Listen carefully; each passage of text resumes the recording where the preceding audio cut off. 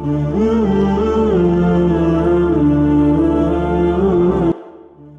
رب العزت قرآن کریم میں فرماتے ہیں وَبَشِّرِ الصَّابِرِينَ کہ آپ صبر کرنے والوں کو خوشخبری سنا دیں۔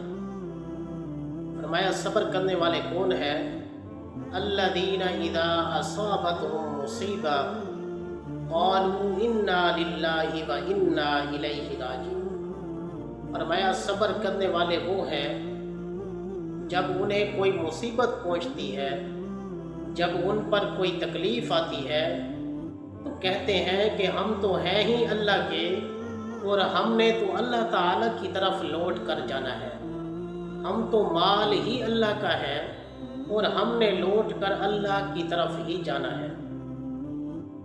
حضرت ابو الحسن سراج رحمہ اللہ کے بارے میں آتا ہے کہ آپ ایک مرتبہ طواف کر رہے تھے تو اچانک آپ کی نظر ایک عورت پر پڑی جو حسن و جمال میں یکتا تھی، بڑی حسین و جمیل اور خوبصورت تھی۔ تو حضرت ابو الحسن سراج رحمہ اللہ کے زبان سے بے اختیار یہ نکل پڑا کہ واللہ آج تک میں نے اتنی حسین و جمیل اور خوبصورت عورت نہیں دیکھی، اور اس کا یہ حسن اس لیے ہوگا کہ اس پر کبھی غم نہیں آیا ہوگا، اس پر کبھی کوئی دکھ نہیں آیا ہوگا، یہ کبھی مصیبت میں گرفتار نہیں ہوئی ہوگی، اس وجہ سے اس قدر حسن و جمال رکھتی ہے۔ تو اس عورت نے ابو الحسن سراج رحمہ اللہ کی اس بات کو سن لیا اور کہنے لگی کہ آپ نے کیا بولا؟ تو ابو الحسن سراج رحمہ اللہ نے جو بولا تھا وہ بتایا۔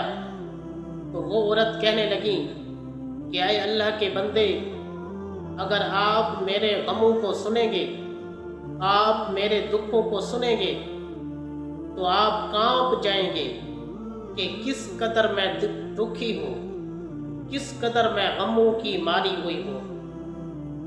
تو حضرت ابو الحسن سراج رحمہ اللہ اس عورت سے کہتے ہیں کہ سنا اپنے دکھڑے، تیرے دکھڑے کون سے ہیں، کون سا دکھ ہے تجھ پر؟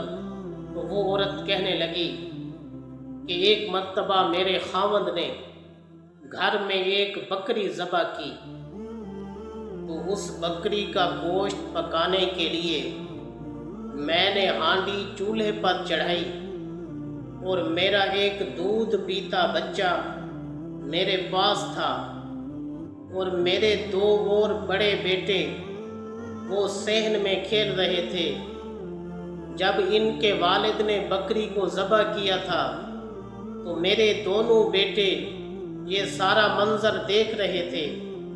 تو بڑا بیٹا چھوٹے کو کہنے لگا کہ میں تجھے بتاؤں کہ ابا جان نے کس طرح بکری کو ذبح کیا؟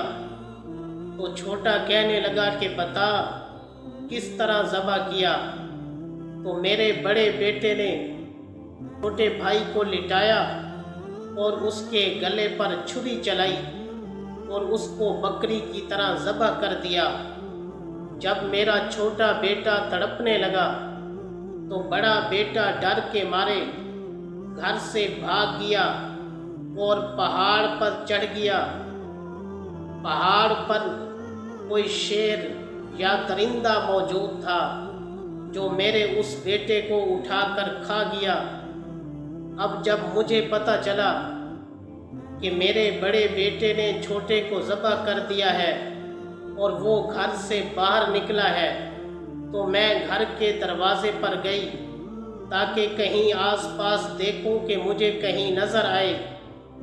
وہ بیٹا تو مجھے نظر نہ آیا مگر میرا دودھ پیتا بچہ جو میرے پاس تھا، میں اس کو ہانڈی کے پاس ہی چھوڑ گئی۔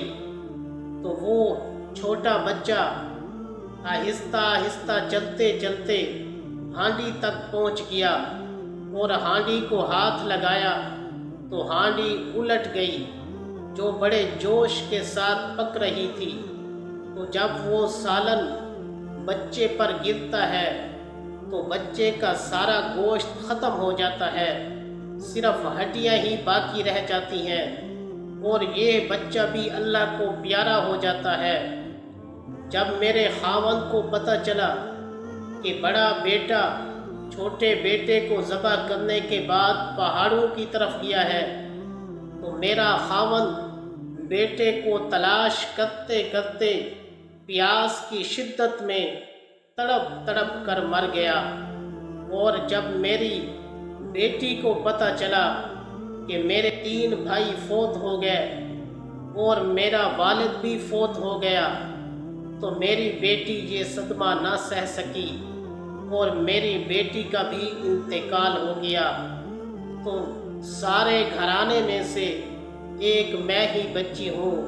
اتنا بڑا غم اور اتنا بڑا صدمہ میں نے اٹھایا ہوا ہے۔ اور اے اللہ کے بندے، آپ کہتے ہیں کہ آپ کا حسن و جمال اس وجہ سے ہے کہ آپ پر کوئی غم نہیں آیا۔